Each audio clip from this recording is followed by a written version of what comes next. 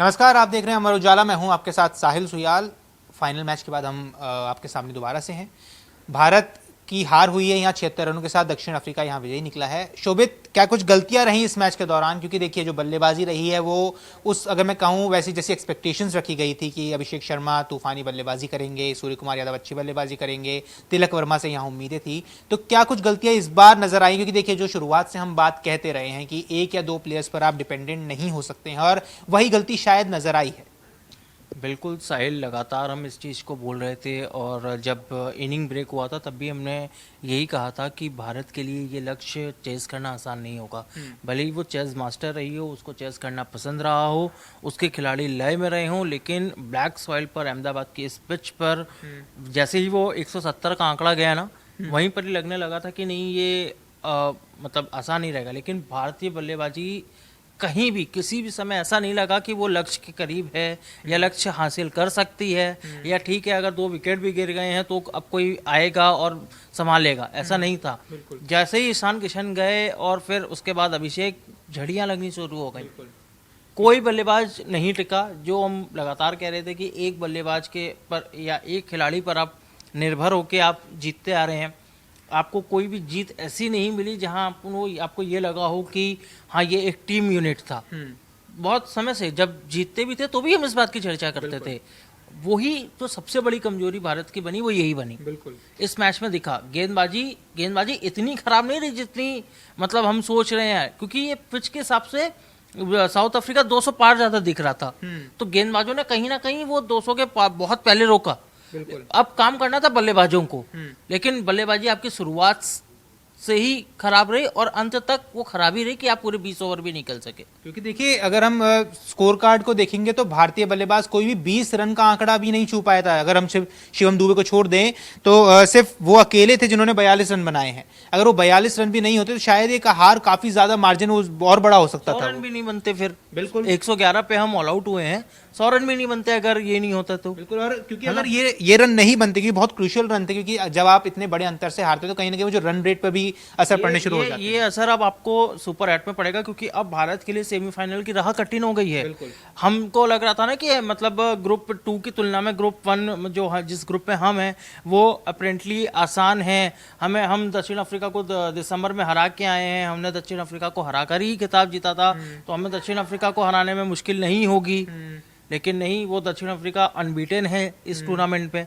उसने अपने ग्रुप चरण में सभी मैच जीते, और अब जिस तरह से उसने सुपर 8 की शुरुआत की है, भारतीय टीम को हराना और एक बड़ी शिकस्त दी है।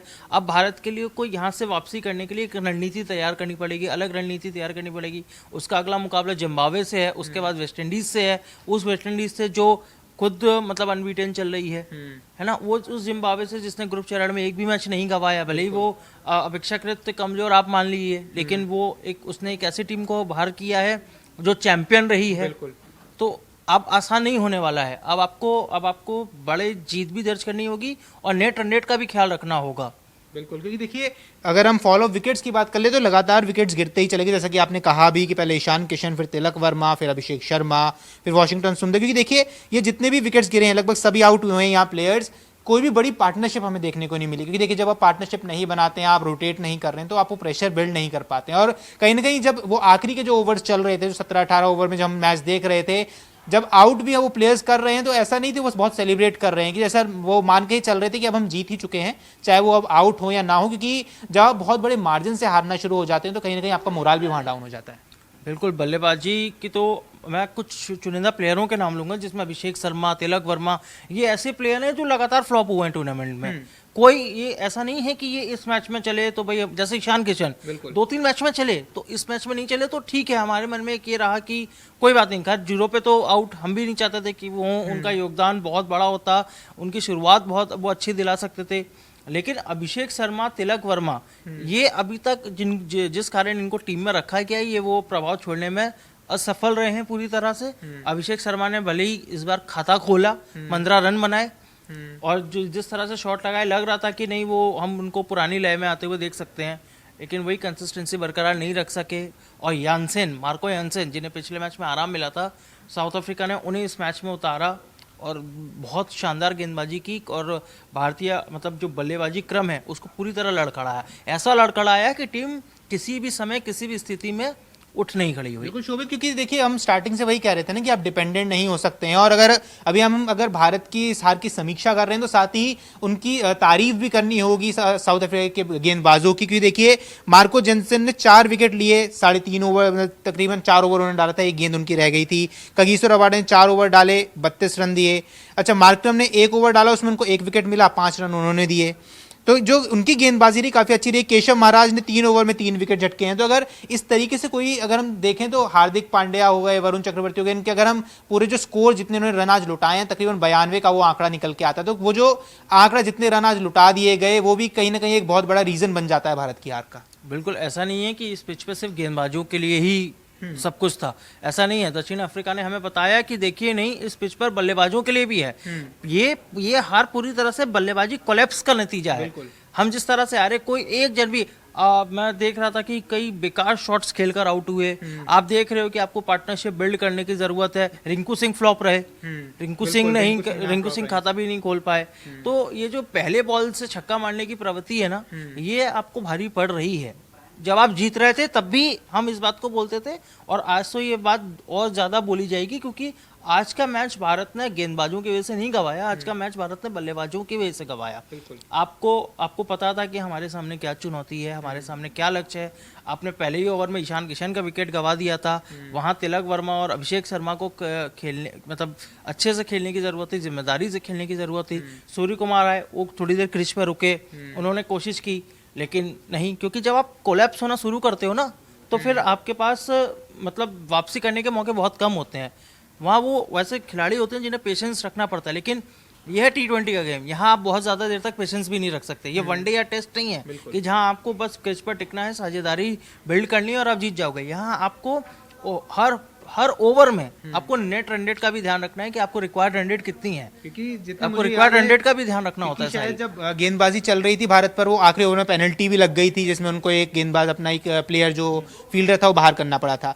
अच्छा, यहाँ दर्शकों से अब हमारा सवाल है, क्योंकि देखिए जीत हार लगी रहती है। इससे पहले मैं आपसे एक सवाल पूछूं शोभित, एक सवाल आपसे ये है कि भारत की हार हो चुकी है, 111 पर टीम ऑल आउट हो गई। अब भारत के लिए राह कितनी मुश्किल होने वाली, क्योंकि देखिए सेमीफाइनल में जाने के लिए अब आपको आगे के 2 मैच जीतने हैं। इन 2 मैचों से क्या उम्मीदें हैं, और ये जो हार मिली है, इस हार से टीम को क्या कुछ सीखने की जरूरत है? पहली बात, भारत की यह हार बड़ी है। क्यों बड़ी है? क्योंकि एक तो आप ऑल आउट हो गए, आप पूरे 20 ओवर नहीं खेल सके।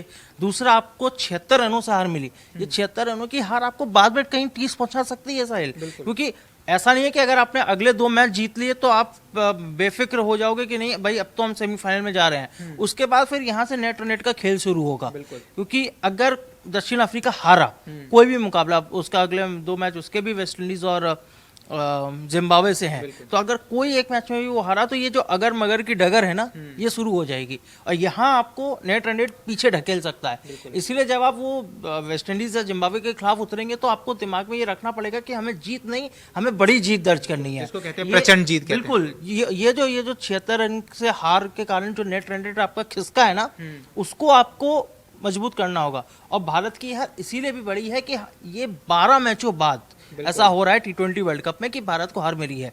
2024 से लेके अब तक भारत T20 विश्व कप में अजेय था, लेकिन आज वो विजय अभियान दक्षिण अफ्रीका ने सुपर 8 के मुकाबले में तोड़ दिया। तो यहाँ दर्शकों से मेरा सवाल है कि आप क्या समझते हैं इस हार से भारतीय टीम को क्या कुछ करना चाहिए? आपकी इस पर क्या राय है, हमें कमेंट सेक्शन पर जरूर बताएं।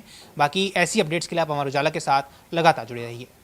अगर आप ये वीडियो YouTube पर देख रहे हैं तो हमारे चैनल को सब्सक्राइब कर बेल आइकन दबाएं, और Facebook पर देख रहे हैं तो हमारे पेज को लाइक करें।